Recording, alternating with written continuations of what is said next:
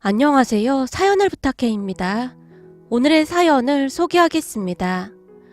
우리 가족에게도 참 많은 사연이 있습니다. 그 모든 것은 시댁의 첫 인사를 가기 전 남편의 부탁으로부터 시작이 되었는데요. 남편이 어렵게 말을 꺼냈거든요. 자기야, 전에 내가 말했었잖아. 나한테 형이랑 형수님이 있었는데 사고 나서 두 분 다 돌아가셨다고? 응, 기억나지. 근데 그게 왜? 그래서 말인데 내일 우리 부모님께 인사 가면 형네 이야기는 절대 꺼내지 않았으면 좋겠어. 부모님이 형 얘기하는 거 엄청 싫어하시거든. 알았어. 자식 먼저 앞세웠는데 그 심정이 오죽하시겠어? 절대 말 안 꺼낼 테니까 걱정하지 마. 이해해줘서 고마워. 고맙긴 뭘. 근데 말이야, 형님은 결혼을 꽤 일찍 하셨나 봐? 그렇지. 엄청 빨리 했지. 형이랑 형수님이 동갑이었는데 거진 고등학교 졸업하자마자 결혼했으니까. 두 분이 진짜 사랑하셨나 보네. 그냥 뭐 형수님한테 이런저런 사연도 있었고 그래서 서둘러서 결혼했어. 그 바람에 부모님이랑 사이가 많이 안 좋아지기도 했고. 왜? 결혼 빨리 한다고? 그냥 부모님 입장에서는 좀 그렇잖아. 그래도 장남인데 대학도 안 가고 결혼해서 형이랑 형수님 둘 다 공장이나 뭐 그런 곳에서 일했거든. 그랬구나. 부모님 입장에서는 싫을 수도 있었겠네. 그래, 맞아. 내 기억에 부모님이랑 형네 부부가 참 많이 다퉜던 기억이 나거든. 그래서 그런지 내가 부모님한테 자기 얘기하니까 엄청 좋아하시더라. 내 얘기? 무슨 얘기? 무슨 얘기는 무슨 얘기겠어. 자기는 명문대학 나왔고 거기다 부모님도 학교 선생님이셨잖아. 우리 부모님이 엄청 좋아하시더라고. 교육자 부모님 밑에서 아주 잘 자랐을 것 같다고. 그런 게 어딨어. 나도 그냥 평범하게 자랐는걸? 누군가 그러더라. 평범하게 사는 게 제일 힘든 거라고. 응? 그게 무슨 말이야? 그니까 내 말은 그 평범함을 부러워하는 사람도 많다 그 말인 거지 뭐. 그때 당시 말을 하던 남편의 얼굴에 씁쓸함 같은 것이 스쳐 지나갔던 것 같았지만 저는 그저 대수롭지 않게 생각하며 남편에게 물었어요. 자기야, 내가 다시 한번 확인해보고 싶어서 그러는데 자기네 부모님께 확실히 말씀드린 거 맞는 거지? 뭘 말이야? 자기랑 나랑 약속한 거 있잖아. 아, 애기 안 낳고 우리 둘이 살겠다는 거? 응, 그거 말씀드린 거 맞는 거지? 당연하지. 우리 부모님 별로 관심도 없던걸? 난 그게 참 이상하단 말이야. 뭐가 이상해? 별로 관심 없는 게 우리한텐 더 나은 거잖아. 그렇긴 한데 생각해봐. 이제는 자기가 집안의 외동이나 매 한 가지잖아? 그렇지. 형이 그렇게 됐으니 외동이나 마찬가지지. 근데 우리가 결혼하면 아이를 낳지 않고 살겠다고 했잖아. 자기네 부모님께도 분명히 말한 거고. 그런데도 아무 상관이 없다고 하시니까 좀 이상하다는 거야. 그게 뭐가 이상해? 많이 이상하지.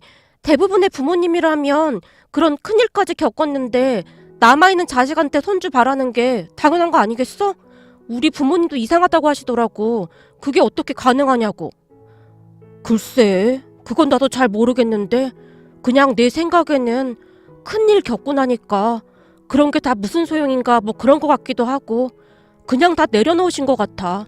암튼 우리 부모님은 우리 둘만 잘 살면 아무 상관없대.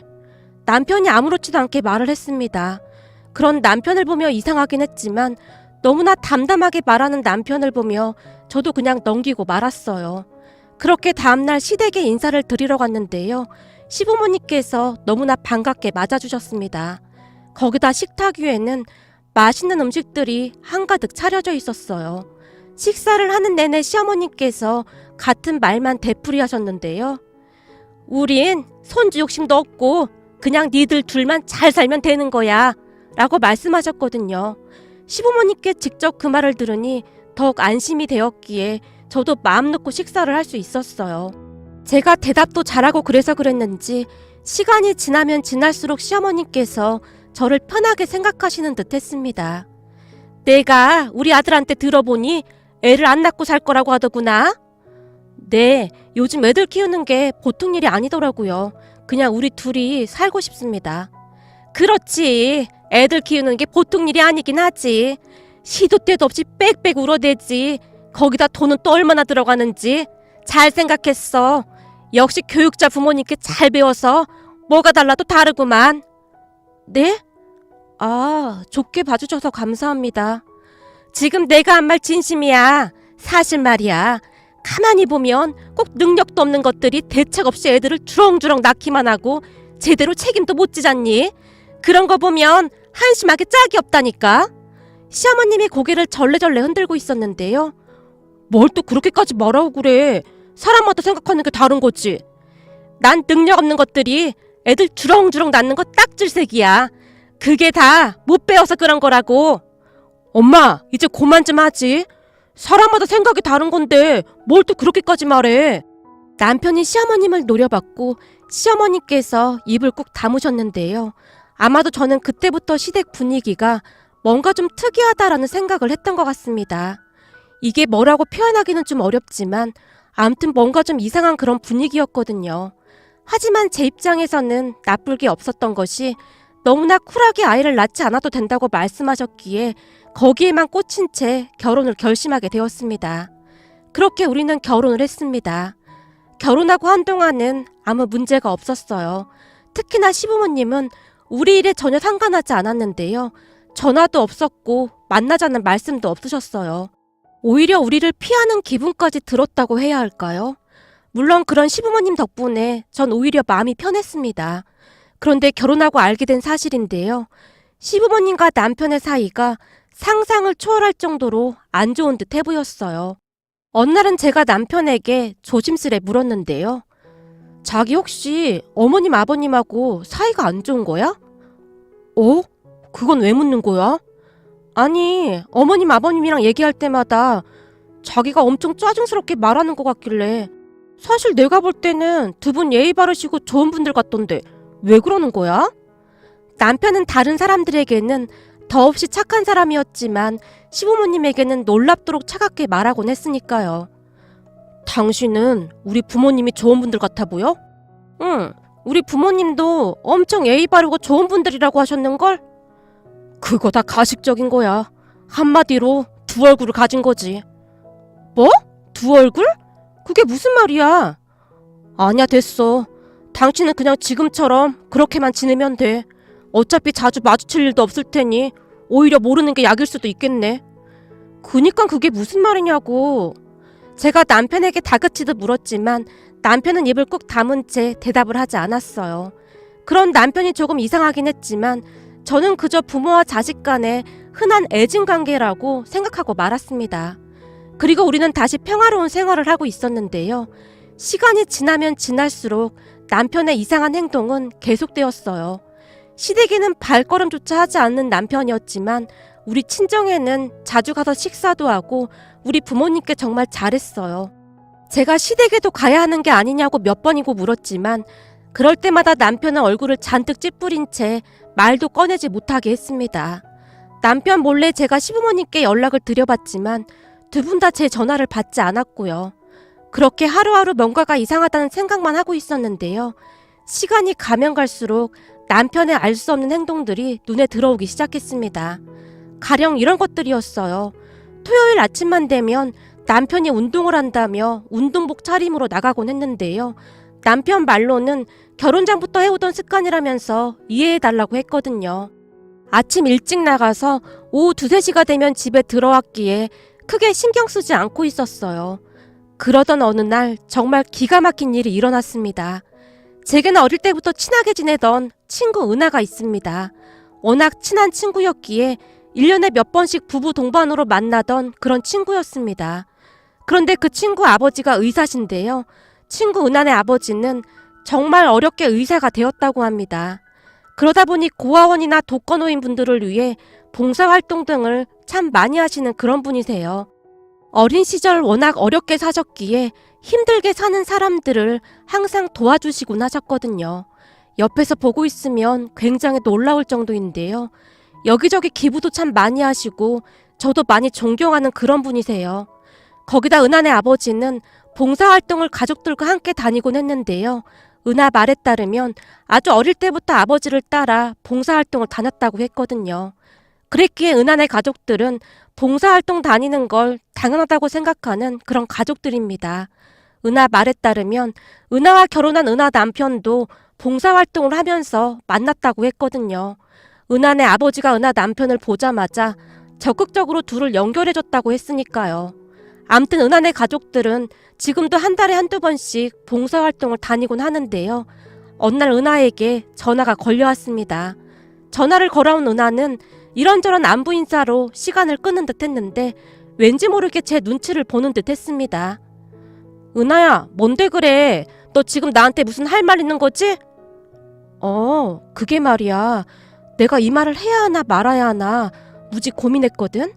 우리 남편은 그냥 모른 척 해야 하는 거 아니냐고 하는데 내가 너한테 어떻게 그럴 수가 있겠어. 그니까 무슨 일이냐고. 그냥 말해도 돼. 무슨 안 좋은 일이야? 저기, 나 사실 저번 주 토요일 날 니네 남편 봤어. 우리 남편을? 토요일 언제? 토요일 오전이었는데 처음에는 잘못 본 줄 알았거든? 혹시 그날 니네 남편 옷차림 기억해? 운동복 차림이지 않았어? 맞아. 우리 남편 토요일 오전에는 운동한다고 대부분 일찍 나가거든. 어디서 봤어? 혹시 너도 운동하는 거야? 근데 이상하다. 너네 집하고 우리 집하고 거리가 꽤 멀잖아. 설마 다 여기까지 운동하러 오는 거야? 뭐? 운동? 그러니까 너한테 운동하러 간다고 했다 그 말인 거지? 그래서 운동복 차림이었구나. 아니 그럼 네 말은 운동을 하러 간 게 아니라는 거네? 그게 말이야. 나 사실 그날 이상한 걸 봤어. 라며 은하가 기가 막힌 이야기를 꺼내기 시작했어요. 은하의 말을 대략 요약해보면 다음과 같았습니다. 그날은 은하네 아버지가 새로운 보육원으로 장소를 옮겨서 가족들과 함께 봉사활동을 갔다는데요. 봉사활동을 하고 집으로 돌아가려는데 저만치에서 왠지 낯익은 사람이 걸어오더랍니다.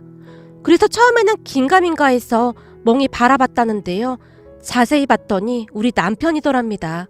그 순간 은하가 자기도 모르게 쓰고 있던 모자를 꾹 눌러 쓴 채 유심히 지켜봤다는데요. 다행히 남편은 은하를 못 알아봤다고 합니다. 남편이 남자아이와 여자아이 손을 꼭 붙잡은 채 얼굴에 미소가 가득하더랍니다. 그런데 아마도 남편이 애들을 보육원 안으로 들여보내고 가려는 모양이었던지 애틋한 표정으로 아이들을 바라보고 있더랍니다. 그런 남편을 보며 여자아이가 눈물을 글썽이며 묻더래요. 아빠, 다음 주에도 또 올 거지? 다음 주에는 피자 사줘? 라고 하더랍니다.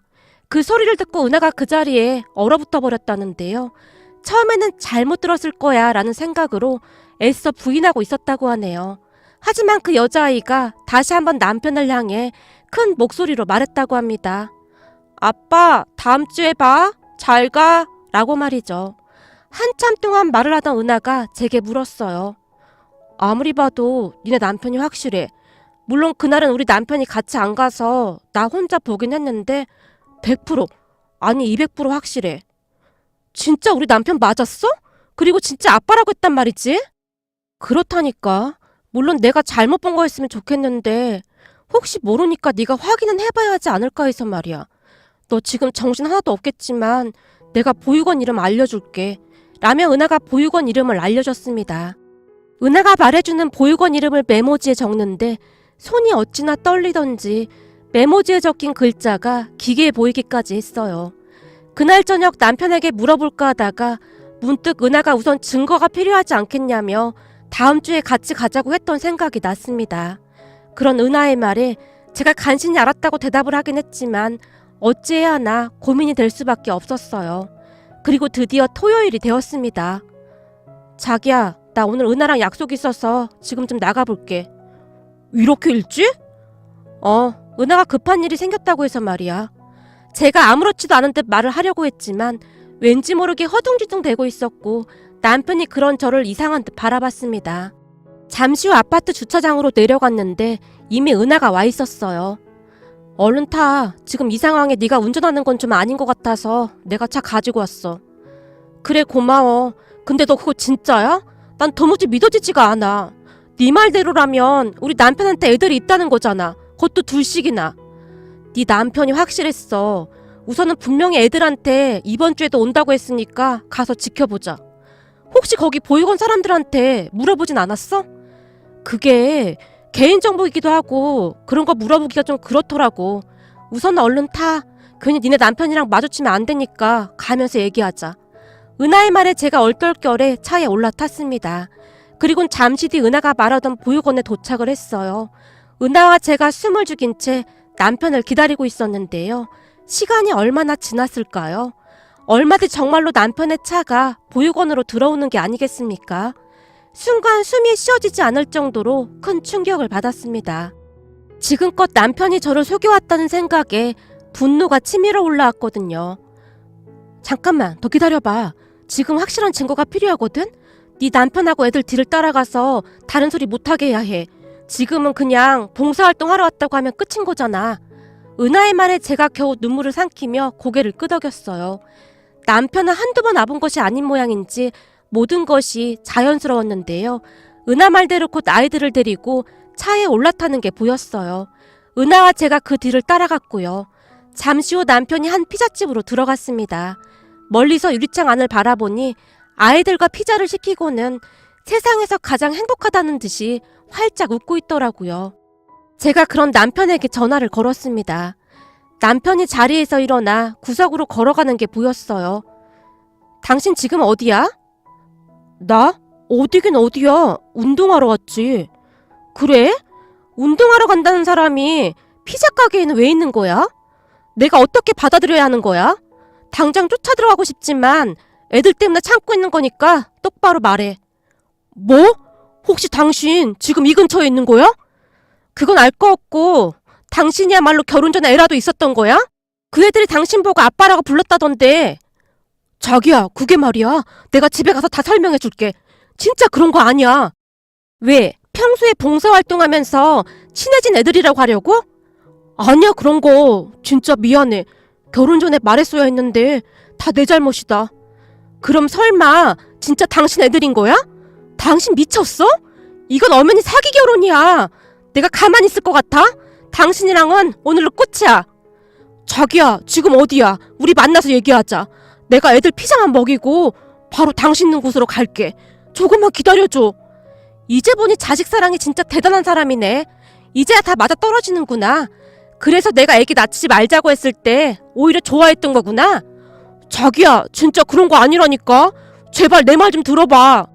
더 이상 당신이랑 할 말 없으니까 우리 그만 이혼해. 그리고 나 당신 상대로 소송할 테니까 그런 줄 알아. 제가 급히 전화를 끊어버렸어요. 너 그렇게 전화 끊어버리면 어떡해. 이혼하더라도 증거는 있어야 할 거 아니야. 됐어. 다 필요 없어. 이 와중에 증거가 왜 필요해. 제가 눈물까지 그렁그렁한 채 말을 했어요. 하지만 은하는 남편과 아이들이 같이 있는 사진들을 열심히 찍어대고 있었어요. 그렇게 저는 은하 차를 타고 바로 친정으로 향했습니다. 친정 부모님이 무슨 일인지 물어봤지만 그냥 피곤하다고만 한 채 방으로 들어가서는 얼마나 울었는지 모르겠습니다. 방 안에 혼자 있게 되자 별의별 생각이 다 들었는데요. 우선은 혹시나 정말로 남편이 후원해주던 아이들이 아니었을까부터 해서 저와 결혼하기 전 혹시 여자가 있었던 건가 하는 생각까지 이런저런 생각들로 머리가 깨질 듯 아파왔습니다. 그때 문득 은하의 말이 다시 떠올랐는데요. 내가 좀 이상했던 것이 저기 남자의 말이야. 니네 남편이랑 진짜 많이 닮지 않았냐? 그래서 내가 좀 이상하다고 생각했던 거야. 라는 말을 했었거든요. 그런 은하의 말을 들어보니 정말로 남자아이가 남편과 많이 닮아 있는 것 같았어요. 그렇게 한참을 눈물만 흘렸는데요. 잠시 후 남편이 친정으로 온 듯했어요. 밖에서 엄마와 남편이 말하는 소리가 들려왔거든요. 무슨 일 있는 건가? 아까부터 방에 틀어박혀서 나오질 않고 있어. 죄송합니다. 오해가 좀 있어서요. 그래, 오해가 있으면 풀어야지. 라는 엄마의 목소리가 다시 들려왔고 제가 벌컥 문을 열고 밖으로 나왔어요. 오해? 무슨 오해? 진짜 뻔뻔하다. 그 남자의 말이야. 당신이랑 닮았던데. 오해는 무슨 오해야? 그거 당신이 오해하고 있는 거야. 우선은 나랑 나가서 얘기 좀 하자. 당신한테 벌써 말을 했어야 했는데 다 내 잘못이야. 다 필요 없으니까 당장 나가. 난 당신이랑 이혼할 거야. 어디 속일 게 없어서 애를 숨고 결혼할 수가 있어? 제가 집안이 떠내려가라 소리를 질러댔어요. 뭐? 애? 애라니? 그게 무슨 말이야? 아닙니다, 장모님. 이 사람이 지금 오해를 좀 하고 있는 겁니다. 사실 그 애들 우리 형 아이들입니다. 남편이 자포자기한 표정으로 그대로 주저앉아 버렸어요. 형애들이라니 그게 무슨 말이야? 말 그대로야. 사실 우리 형하고 형수님이 혼전 임신으로 그렇게 빨리 결혼을 했었거든. 남편이 괴로운 듯 머리를 감싸 안으며 어쩔 줄을 몰라 했어요. 그 뒤 남편의 입에서 충격적인 이야기들이 터져나왔는데요. 사실 형님 부부가 혼전 임신으로 급히 결혼을 했다고 합니다. 그런데 돌아가신 형님이 고아였다고 하네요. 그래서 시부모님이 끝까지 결혼을 반대했던 모양이었어요.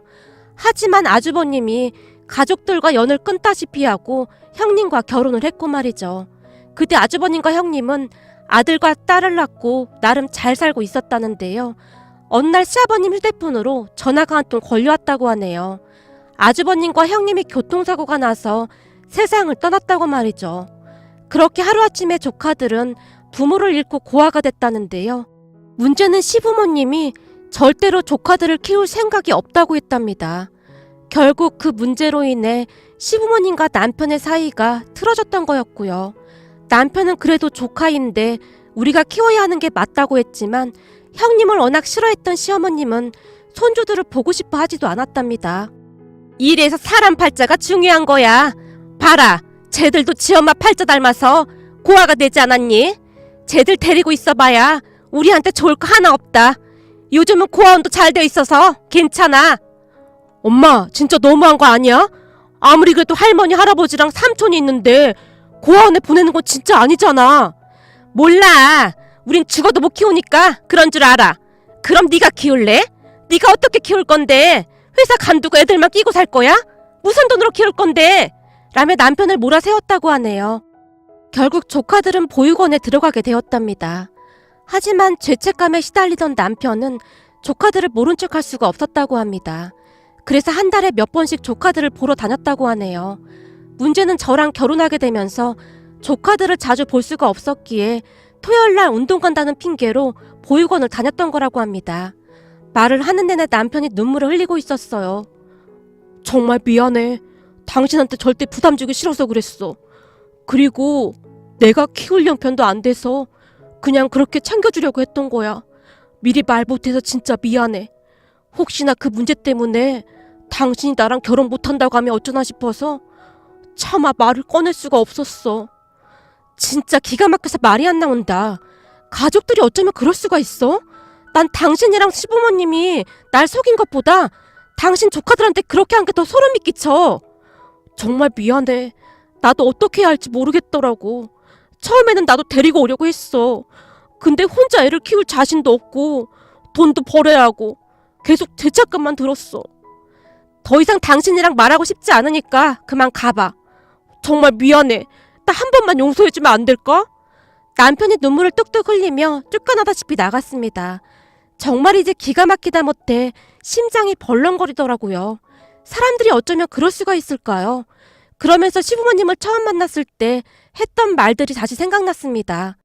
꼭 능력 없는 것들이 애만 주렁주렁 낳는다고 말이죠. 저뿐만 아니라 우리 부모님도 상당히 놀란 듯 얼굴이 사색이 되어 있었는데요. 우선은 그렇게 흥분할 게 아니라 김서방 입장도 생각해줘야 할 것 같아. 입장? 무슨 입장? 생각해봐라. 남자 혼자, 그것도 총각 혼자 애 둘을 어떻게 돌볼 수 있었겠니? 그랬으니 우선 보육원에 보낸 거지. 엄만 김서방 심정이 조금은 이해가 되기도 해. 그래도 지금껏 조카들을 계속 챙겨오긴 했잖니. 너무 그렇게 몰아붙이지 마. 근데 니네 시부모님은 정말 충격적이긴 하다. 그래도 손주인데 어떻게 그렇게 매몰차게 그럴 수가 있었을까나? 그지 엄마? 나 지금 소름 끼친다니까? 그러게 말이야. 가만히 보면 사람이 제일로 무서운 거야. 아무튼 넌 김서방 너무 나무라지 말고 대화로 잘 해결해. 근데 말이야, 엄마는 그 조카들이 너무 안쓰럽네. 하루아침에 부모 잃은 것도 딱할 판국에 할머니 할아버지까지 모른 척한 거잖니. 그동안 애들 가르치면서 그런 아이들이 많이 있었잖니. 이게 참 안타까운 게 그런 아이들은 조금만 보듬어주고 관심을 가져주면 마치 선생인 내가 세상의 전부인 양 따르곤 했거든. 그래서 맨날 우리 집에 애들이 북적북적 했잖아. 엄마가 데리고 와서 밥도 해주고 옷도 사주고 그러느라고. 그래, 맞아. 선생인 내가 해줄 수 있는 게 그거밖에 없었으니까. 그래서 그런지 엄마 김서방 마음이 조금 이해가 되기도 해. 엄마가 안타까운 듯 긴 한숨을 내쉬었어요. 그런 엄마의 말에 제 마음도 조금씩 안정을 찾아가고 있었는데요. 우리 엄마 아빠는 제가 봐도 참 훌륭한 선생님이었으니까요.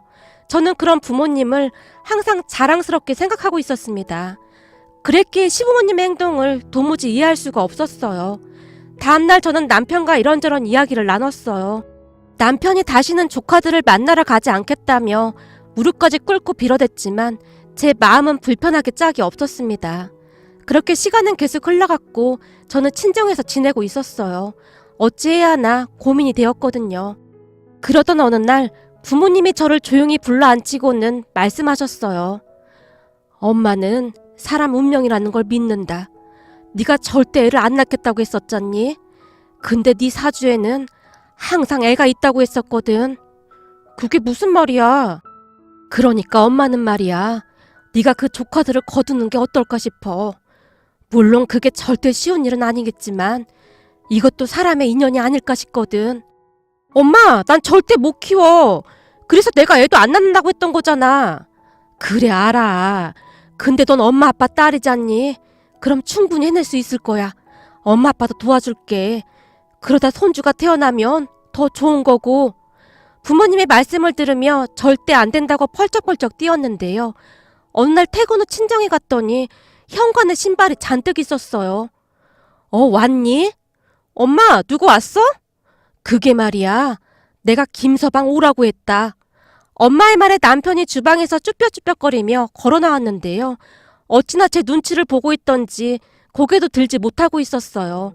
그런데 그 순간 주방에서 애들이 나오는 게 아니겠습니까?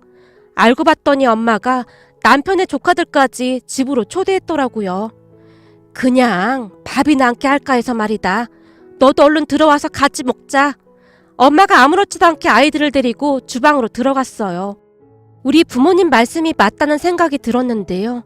저도 역시 부모님을 그대로 닮았던지라 아이들의 맑은 눈을 보며 차마 내치지를 못하겠더라고요. 그리고 우리는 그렇게 가족이 되었습니다.